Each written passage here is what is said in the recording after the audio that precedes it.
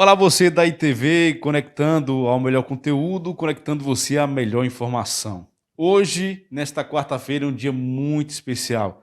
Dia 11 de agosto é dia do advogado.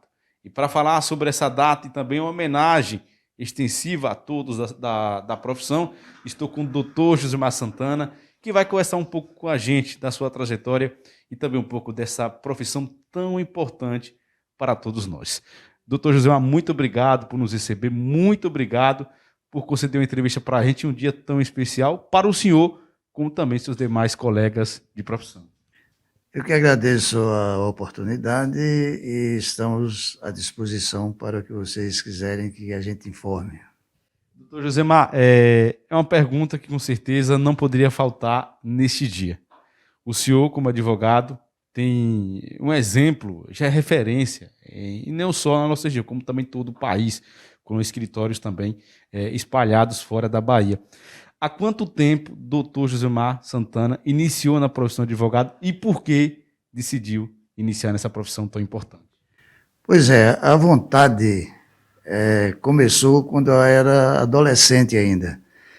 Aqui em Bonfim não tinha um fórum e funcionava numa casa que hoje podemos situar ali como se fosse a antiga loja insinuante. Era o prédio antigo da família Jatobá e lá funcionava as dependências do fórum da parte administrativa. Mas quando tinha que situações de júri, aí era utilizada a câmara que funcionava no prédio antigo da prefeitura. E era um espaço pequeno, cabia o quê? 65 pessoas, e pouca gente tinha acesso. Mas tinha um cidadão aqui, que era seu Cleômenes Caribé, conhecido como Kekel, que tinha carro de som. E ele colocava um carro na porta da prefeitura, com o som ligado lá, para o povo que ficava na rua poder ouvir os debates. E se destacavam muito naquela época, estou falando de 1965, mais ou menos. Eu tinha 15 anos. E se destacavam aqui o promotor da época, doutor Ananias Souza, e o advogado Rafael Bartilotti. Muito bom de tribuna, e os dois faziam aquele trabalho de sabedoria jurídica e também de bom uso da palavra na tribuna, que impressionava todo mundo. O resultado é que aquilo me encantou e eu queria, desde aquela época, ser advogado. O resultado é que não tive essa chance. Eu fui para Salvador estudar, mas naquela época só tinha a Faculdade de Direito da Católica e da Universidade Federal da Bahia. Como eu precisava trabalhar, eu teria que fazer para a faculdade particular, que era católica. Mas eu fui trabalhar numa empresa que exigia que todos os funcionários fossem graduados, de preferência em Direito, Economia, Administração ou Ciências Contábeis. E eu, para garantir meu emprego, fui buscar aquilo que tinha menos concorrência na época, que era a administração de empresas. Para você ter uma ideia, para a faculdade de Direito era 51 concorrentes para cada vaga. Na faculdade de Administração eram 17. Então eu, para garantir meu emprego, corri para a administração. E depois fui para São Paulo fazer um curso, já algum tempo depois, e lá eu consegui fazer na Universidade de São Paulo um curso de técnicas em comunicação social com ênfase em jornalismo. E nada de direito. Só quando eu já estava morando em Juazeiro, aí apareceu a oportunidade de fazer o que eu queria, que era direito. E me formei em 96, já com 46 anos. Quer dizer, eu não desisti daquele sonho de adolescência dos 15 anos. Ele veio muito tempo depois, 31 anos depois, eu consegui me formar. Mas só comecei a advogar em 98. já com 48 anos, porque eu era jornalista, eu fui me desfazer dos contratos que eu tinha da área de comunicação, e aí comecei a advogar aqui, funcionando no escritório onde hoje é o Banco Itaú, no primeiro andar. E passei 10 anos ali.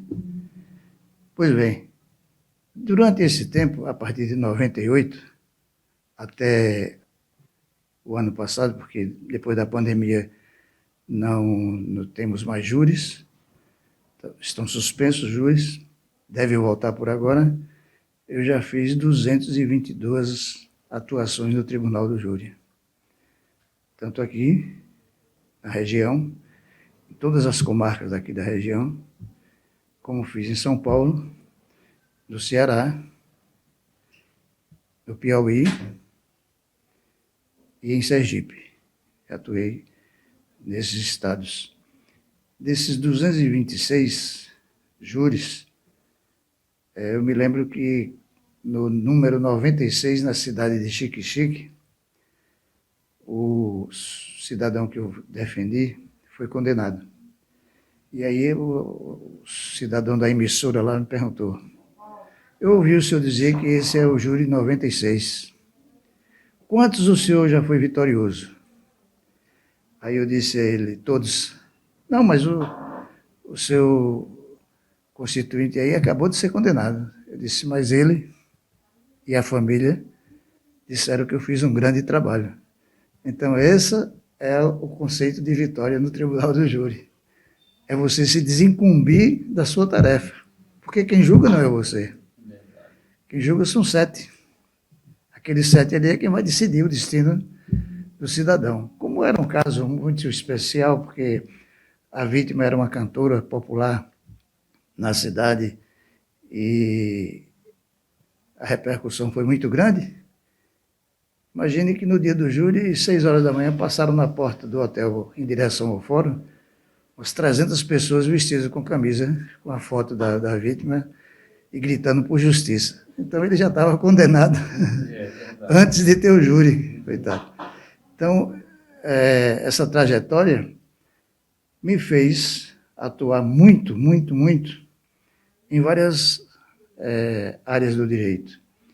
Porque quando eu me formei, já com 46 anos, se dizia naquela época que um advogado, para se estabilizar, em termos de conhecimento prático e até economicamente, ia durar 8 a 10 anos.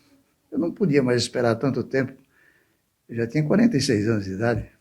Eu não tinha mais os 22 para esperar com 30, 32 me estabilizar. Aí eu me ofereci aos juízes da comarca que, onde tivesse processo parado sem advogado, podia me nomear. E isso eu aprendi muito. Eu aprendi tanto que até hoje tem causas que eu já peguei que a maioria dos advogados nunca nem ouviram falar. Então foi um aprendizado muito grande. Eu fiz 1.642 atendimentos gratuitos em todas as áreas. Direito civil, direito de família, direito criminal, direito do consumidor e assim por diante, direito eleitoral. Então, foi um aprendizado muito grande. Eu tinha que investir fazendo gratuitamente para ganhar experiência prática. E isso me deu uma cancha, vamos dizer assim, muito grande, porque eu hoje tenho 5 assinaturas de revistas eletrônicas e todos os dias, antes de dormir, eu vejo o que é que aconteceu. E quando acordo, o que é que aconteceu durante a madrugada. Então, dificilmente você me procura aqui de manhã para eu não saber as novidades do direito que aconteceram no dia anterior até na madrugada desse dia, porque eu estou sempre atualizado. Isso não é uma obrigação do advogado, mas é um hábito que eu tenho de leitura. Eu fui professor há muito tempo, ensino médio, ensino primário, chamado. Então, isso lhe dá uma condição de de estar sempre atualizado, estar sempre lendo. Hoje eu fiz um comentário sobre a Lei Geral de Proteção de Dados. Quer dizer, entrou em vigor no dia 1º. E eu devia ter já comentado sobre ela. Mas como tinha outros assuntos, eu deixei para comentar hoje. Para passar informação para o ouvinte, e estou escrevendo um artigo sobre ele, para dar conhecimento o que é que significa, como é que funciona. Então, esse trabalho de leitura e de constante informação, no meu caso, é um hábito que eu adquiri ainda adolescente. Doutor José, mas o senhor citou diversos pontos aí que ajudaram ao senhor constituir a carreira que o senhor tem, e vale ressaltar, além da carreira, o senhor constituiu uma família exemplar de advogados, além do consultório aqui de advocacia, Santana Advocacia. O senhor citou um dos pilares, citou o trabalho desde o começo até hoje. A gente sabe que muitas pessoas estão estudando direito e estão tentando entrar na advocacia. O senhor, com o gabarito que tem, com a trajetória que tem, que dica o senhor daria para pessoas que nos assistem nesse momento e pensam ou estão estudando para entrar na advocacia? Quando eu fui professor, eu assisti uma palestra de um grande professor baiano, é dono até de um curso integral em Salvador, professor Hélio Rocha, que ele dizia o seguinte: há dois tipos de professor. Três tipos de professor. Professor por vocação, professor por formação e professor por aberração. E aí ele explicou. O professor por vocação, quando tem a formação, ele se constitui numa excelência. É muito bom. Se ele não tem vocação e nem formação, é uma aberração, não deve estar na profissão. Isso eu passo para qualquer outra profissão. Então, a advocacia exige isso, que a pessoa tenha vocação primeiro. Veja como foi que despertou isso em mim. Lá nos 15 anos de idade, ouvindo debates entre promotor e advogados. Então, despertou aquela vocação. E essa vontade de ser, passaram 31 anos para acontecer. Mas veio, porque existia vocação, existia a formação, que foi o curso que eu fiz, e depois já tenho 8 especializações em vários ramos do direito. Então, eu aconselho a todo mundo que quer a advocacia, que primeiro veja se tem vocação. Se tiver vocação, procure uma formação. Senão ele vai ser um profissional por aberração e não deve ser feito. Hoje o ramo, a profissão de advocacia, não é fácil. Não é fácil por vários motivos. O Estado, a cada ano que passa, vai oferecendo melhores condições, porque é uma determinação constitucional. Antigamente, por exemplo, quando eu me formei e vim trabalhar aqui em Bonfim, eu cheguei aqui com 12 anos de idade, só saí para estudar, depois fui morar em Juazeiro quando eu voltei sendo jornalista, e quando comecei a advogar aqui, nós tínhamos o quê? A Defensoria Pública, mas só existia em Feira de Santana, nem em Juazeiro tinha, e Salvador. Hoje, as grandes cidades já têm Defensoria Pública, que o Estado está oferecendo. Por quê? Porque é uma determinação constitucional. E à medida que vai passando, vai aumentando o número de defensores públicos. O que é que significa isso? É uma abertura de possibilidades para quem se formou em direito. Então, é mais uma área de atuação. O direito tem a vantagem de não ser só a vertente da advocacia que permite você trabalhar. Você pode estudar para o Ministério Público, ser um promotor, pode estudar para ser um procurador de empresa privada, pode estudar para ser juiz, e aí ele tem que advogar um tempo, pelo menos 3 anos, para depois fazer o concurso de juiz. Veja como a advocacia é tão importante. Para ser juiz, primeiro precisa ser advogado. E não sendo advogado, sendo só bacharel em direito, ele tem vários campos, inclusive para ser um representante de um país em outro. Ele precisa de conhecimentos jurídicos. Então, eu já falei a Defensoria Pública, enfim, é um leque de possibilidades que a pessoa formada em direito tem e está à sua disposição. Mas é preciso, antes de tudo isso, ter vocação e ter uma boa formação. Qual a diferença, portanto, em ser bacharel em direito e ser advogado?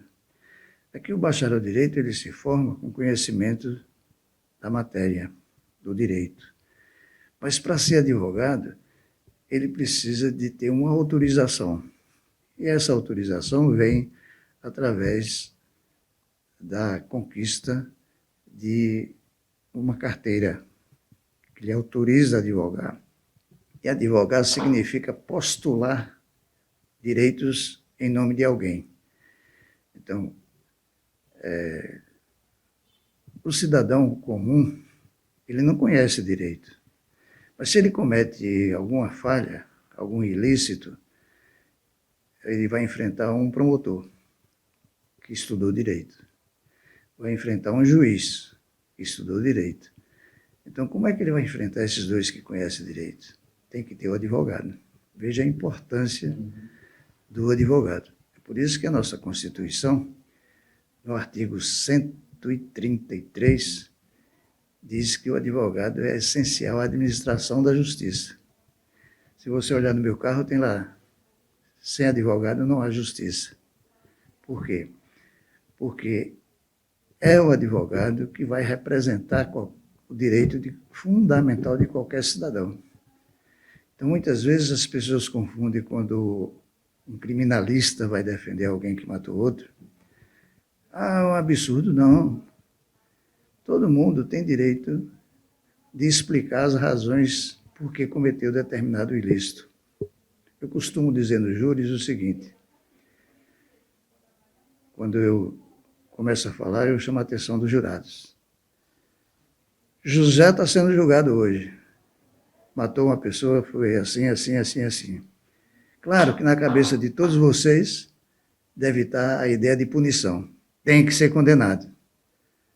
Para outros, devia ter assim, matou, é a lei do olho por olho, dente por dente. Mata o cidadão que matou outro. Mas isso é porque é José, que você nem sabe de onde é, em que bairro mora, ou se sabe, é distante de você. Veja como muda a situação.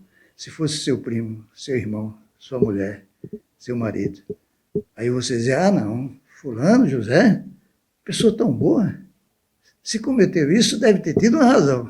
Veja como as coisas mudam, né? É lá, né, que seja castigado. Mas é aqui, próximo, vamos ter explicação. É essa explicação que a lei garante para todo cidadão. Ninguém pode ser julgado sem defesa. E mesmo que ele não possa pagar, o Estado é obrigado a dar um advogado. É chamado advogado dativo, que é pago pelo Estado para defender aquela pessoa. Então, nessas circunstâncias todas, a advocacia tem essa importância fundamental, que é de postular direitos em nome de alguém. E isso vem, né, desde longe, de muitos anos atrás. Doutor Josemar, além de ser advogado, como eu disse, o senhor tem uma família hoje de advogados também renomados, que prestam serviços para praticamente toda a região e, como eu disse, também um país. É um reconhecimento e, com certeza, o senhor se sente mais lisonjeado ainda. Além de ter êxito na profissão, ver que a família segue os seus passos com êxito também. Eu tenho duas filhas, doutora Maiana, é a mais nova, e doutora Maraísa. Não houve, assim, um estímulo nosso direto para que elas seguissem a carreira.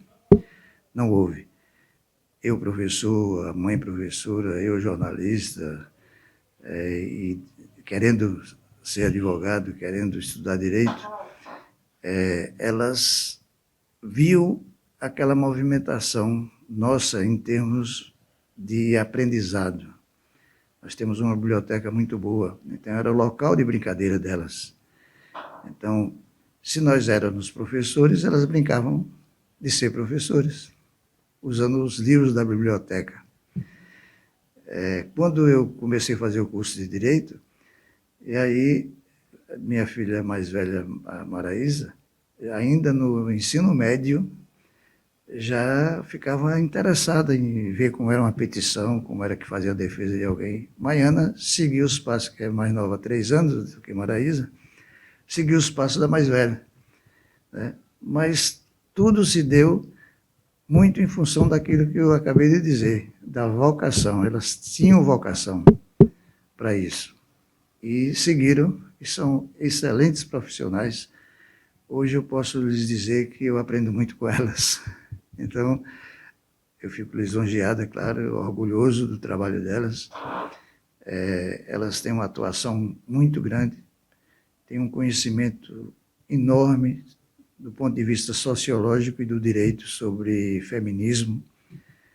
E em todas as áreas. Maiana atua muito no Tribunal de Justiça da Bahia, porque nós representamos sindicatos e temos muitas demandas contra o Estado, e ela é quem toma conta de todas as ações, a maioria das ações do Tribunal de Justiça da Bahia, como nos tribunais em Brasília. Eu e Maraísa atuamos também nessa área, mas ela, Maiana, é quem mais atua nessa área. Então, nós temos essa área ampla de atuação, porque cada um também procurou uma área maior de atuação. Maiana, por exemplo, é excelente no direito de consumidor, direito de trabalho, direito público. Nós três temos formação em direito público, e é a nossa maior área de atuação, por isso que a gente atende a muitos municípios, não só com prefeituras, mas também com câmaras de vereadores e sindicatos. Doutor Josemar, a gente agradece pela entrevista, lembrando que é uma entrevista falando um pouco da sua trajetória como advogado e também falando um pouco da Santana Advocacia, como diz a referência, a gente não podia deixar de citar nesse momento tão importante. Desde já, mais uma vez, parabenizamos o senhor pelo seu dia, advogado, toda a sua família, o seu consultório, e deixamos espaço, caso o senhor queira deixar o seu recado extensivo aos seus colegas de profissão e também complementar algo aqui nesse dia tão importante, e lembrando que em breve a gente marca uma entrevista para falar um pouco mais dos outros trabalhos, mas hoje essa homenagem ao Dia do Advogado. Pois é, nós temos dia 11 como referência, porque foi a data que Dom Pedro II, Dom Pedro I, aliás, em 1827, no dia 11 de agosto, criou 2 faculdades de direito no país. Nós tivemos a independência em 1822, que ela se consolidou em 1823 com a Batalha de Salvador, contra os portugueses, o último reduto que tinha de resistência ainda. E aí Dom Pedro disse, bom, a gente tem o direito aqui no país ainda baseado nas ordenações filipinas. O que eram as ordenações filipinas? No período que houve a União Ibérica, que era a união dos 2 reinos, Portugal e Espanha, Filipe II, que era o rei da Espanha, era denominado Filipe I em Portugal. E aí saíram as ordenações filipinas, que era uma espécie de código geral de convivência das 2 sociedades, a espanhola e a portuguesa. E era baseado nisso que o Brasil também tinha a sua área jurídica sendo conduzida.